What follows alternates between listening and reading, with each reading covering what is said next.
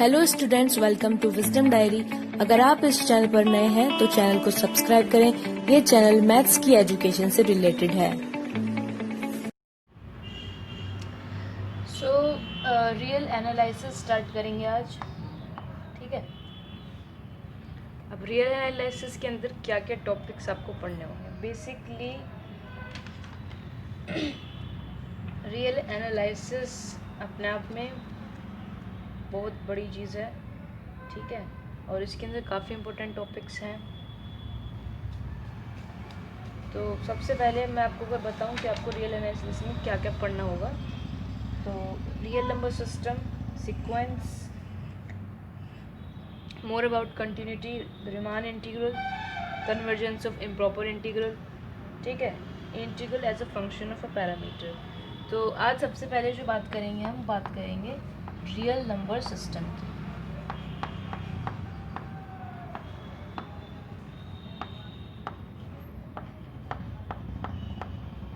ठीक है, real number system. तो रियल नंबर के बारे में तो आप जानते होंगे, ठीक है, ऑलरेडी जानते होंगे, आई होप जानते होंगे, ठीक। और रियल नंबर को रिप्रेजेंट आर से करा जाता है, ठीक है, ये सब रिप्रेजेंटेशंस भी पता होंगी, ठीक है। रैशनल नंबर का पता होगा, नेचुरल नंबर्स भी पता होंगे, ये सारी चीज़ें आपको अंडरस्टूड होंगी, आई होप, ठीक है। और इंटीजर्स हो गए, तो आई से भी करा जाता है, कई जगह पे जेड से भी करा जाता है, ठीक है। इस तरीके से बहुत सारे सेट्स होते हैं। तो बेसिकली आपको यहाँ पे सेट की थोड़ी सी नॉलेज होनी चाहिए। नॉलेज से मतलब मेरा ये है कि आपको पता होना चाहिए कि इंटरसेक्शन क्या होता है, यूनियन क्या होता है, थोड़ा सा ये सारी चीज़ों को पता होना चाहिए, सिंबल्स के बारे में पता होना चाहिए, ये सब चीज़ें आपको पता होनी चाहिए। एंड आपने बीएससी फर्स्ट ईयर के अंदर पढ़ा होगा ग्रुप वगैरह के बारे में, ग्रुप, रिंग, ठीक।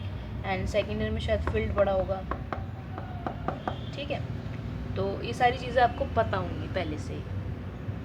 तो अब रियल नंबर सिस्टम को स्टार्ट करेंगे। इसमें आपको क्या क्या चीज़ें पढ़नी होंगी, तो स्टार्ट करते हैं।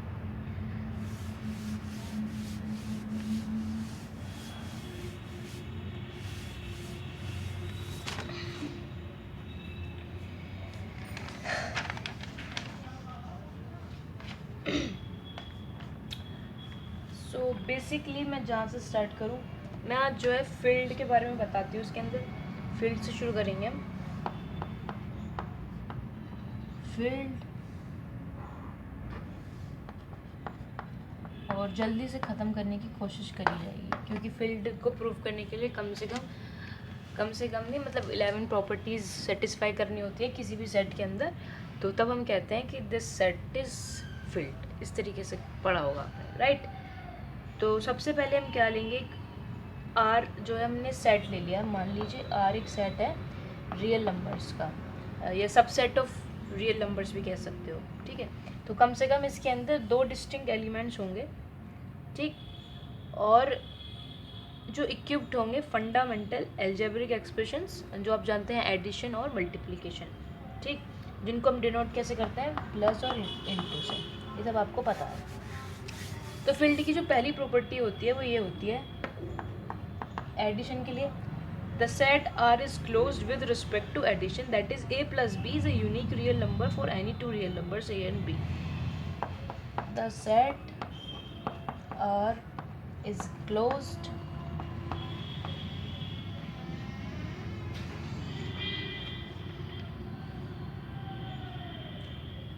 with respect to addition,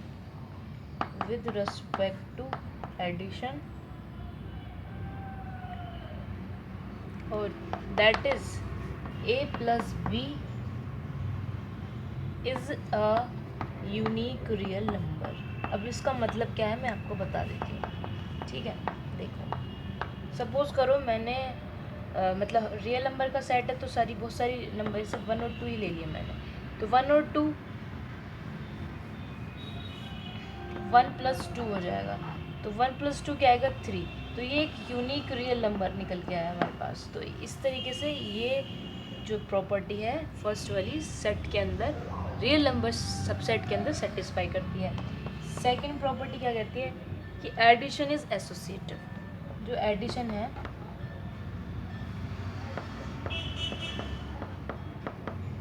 ये आपको किसी भी मतलब किसी भी सेट को फील्ड प्रूफ करने के 11 प्रॉपर्टीज़ को याद रखना है। Addition is associative.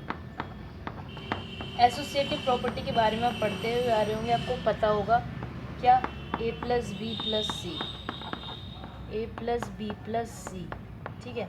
a plus B करो या b प्लस सी करो, इक्वल आना चाहिए, ऑब्वियसली इक्वल आना है, ठीक है। थर्ड प्रॉपर्टी क्या कहेगी कि addition is commutative. Addition is commutative. तो कॉम्यूटेटिव के बारे में भी आपको पता होगा क्या, a प्लस बी या b प्लस ए कर लो, बात वही आनी है, ठीक है। एंड A4 प्रॉपर्टी क्या हो जाती है,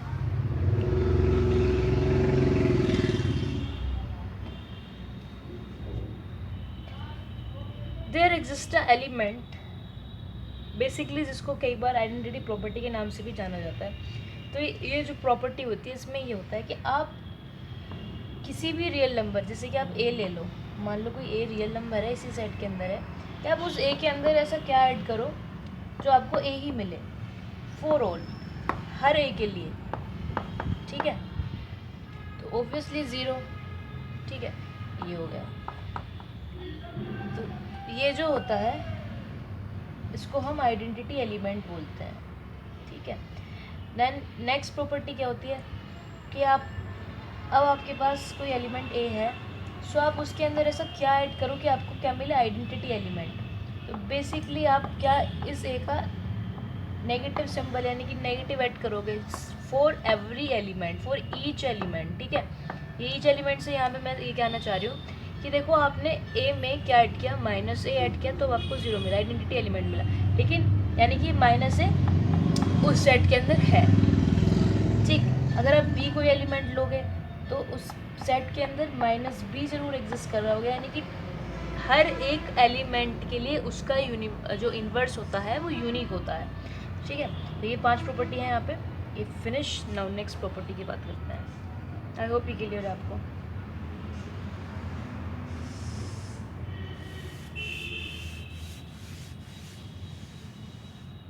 ये तो एडिशन के लिए थी 5 प्रॉपर्टीज, आप इस तरीके से याद करके रख सकते हो।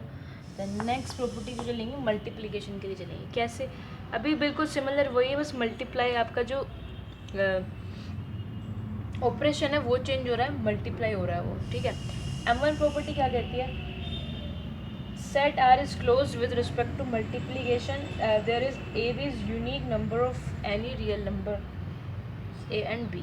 यानी कि वही बात कह रहे हैं कि अगर A और B आपने कोई एलिमेंट लिए हैं जो कि R से ही बिलोंग कर रहे हैं, तो उनका मल्टीप्लिकेशन भी AR के अंदर, मतलब R के अंदर होना चाहिए, और जो कि यूनिक होगा। ऑब्वियस सी बात है, अगर आप 3 और 4 लेते हो रियल नंबर, ठीक है, तो क्या मिल रहा है आपको, 12 मिल रहा है, और 12 क्या है, खुद में एक अपने आप में एक यूनिक रियल नंबर है। ये बात उन्होंने बोली यहाँ पे, मतलब सिमिलर टू A1 जो प्रॉपर्टी बताई थी। M2 क्या, कि मल्टीप्लिकेशन जो है वो एसोसिएटिव होगा, ठीक है, मल्टीप्लिकेशन भी एसोसिएटिव होगा,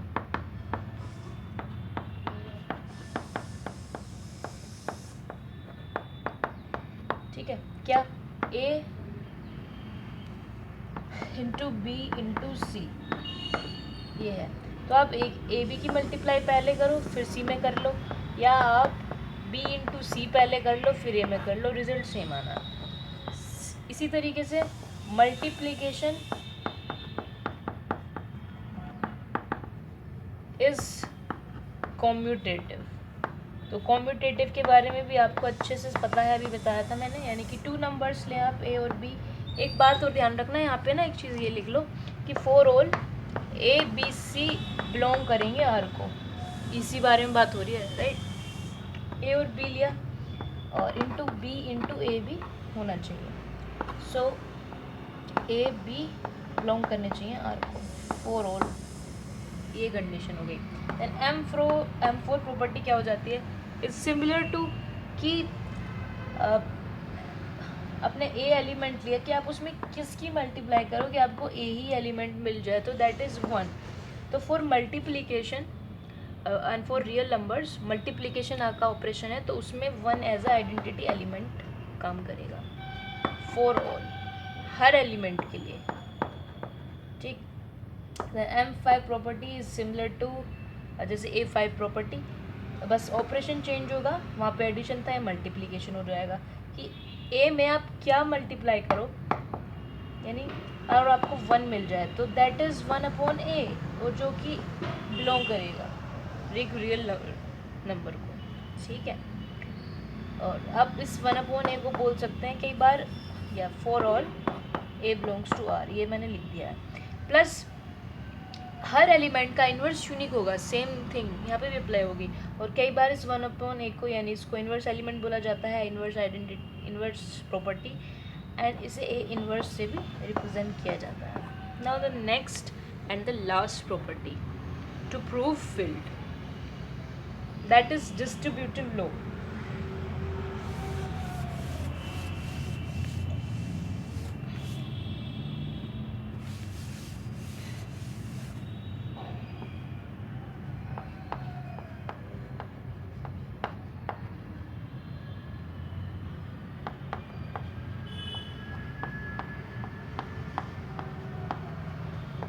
distributive law, multiplication is distributive with respect to addition. कहने का मतलब ये कि AB + C = AB + AC for all AB और C बिलोंग्स टू R होना चाहिए, ठीक है।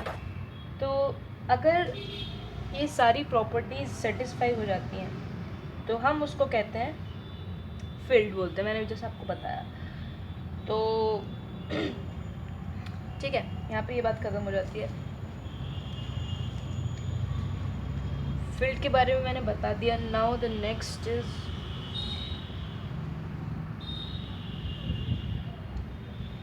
Subtraction and division in R की बात और करते हैं, यानी जो रियल नंबर के अंदर सब्ट्रैक्शन और डिवीजन की बात करेंगे। देन उसके बाद ये वाला लेक्चर यहीं पे ख़त्म करेंगे और आगे स्टार्ट करेंगे नेक्स्ट टॉपिक के अंदर प्रॉपर्टीज़ ऑफ रियल नंबर्स, ठीक है। चलिए, ओके।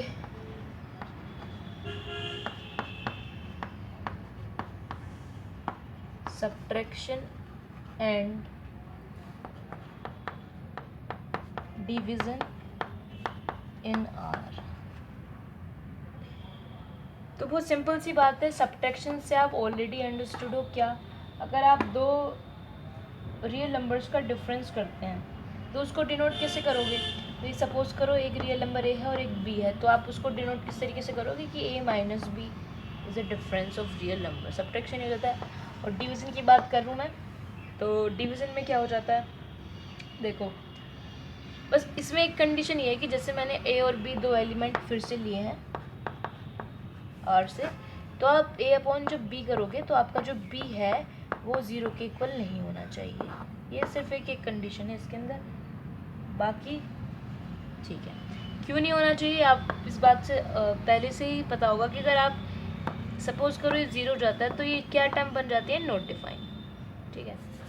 तो इसलिए B is not equals to 0 होना चाहिए, ओके। एंड इसके अंदर आप एज अ रिमार्क यूज़ कर सकते हैं कुछ चीज़ों को। कैसे, देखो यहाँ से 3 चीज़ें निकल के आती हैं कि A - B अगर आप कर रहे हो तो ज़रूरी नहीं कि B - AB इक्वल होगा, ठीक है। लेट से मैंने 3 लिया, तो 3 मैंने A लिया और B मैंने 2 लिया, तो 3 - 2 मैंने 1 किया और फिर 2 - 3 किया, तो दैट इज़ 1। तो ये इक्वल नहीं आया, ऐसे मैंने इस चीज़ को प्रूफ करके दिखा दिया। पहली बात तो ये हो गई, ठीक। ऐसे ही कि आप अगर A/B कर रहे हो तो ज़रूरी नहीं होगा कि वो B/ होगा, A होगा। और कई बार तो ऐसा भी हो सकता है कि ये एग्जिस्ट ही ना करे, क्यों, अगर A की वैल्यू 0 हो गई और आप इसका इन्वर्स करोगे तो B/0, तो ये तो एग्जिस्ट ही नहीं कर रही बात, ठीक है।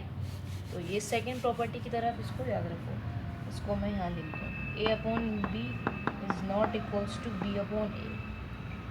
सेकेंड चीज़ मैंने जो बताई कि division by 0 is not allowed, जो मैंने भी यहाँ पे लिखा था वही है। एंड एंड वो बात मैंने आपको बता दिया कि मे बी नॉट डिफाइंड, ठीक है। चलिए मैंने इसके अंदर सारा आपको बता दिया। इसके बाद नेक्स्ट लेक्चर में स्टार्ट करेंगे प्रॉपर्टीज़ ऑफ रियल नंबर्स, ठीक है। चीज़ों को समझते चलें अच्छे से, धीरे धीरे सब समझ में आ जाएगा। चलिए, थैंक्स फॉर वॉचिंग।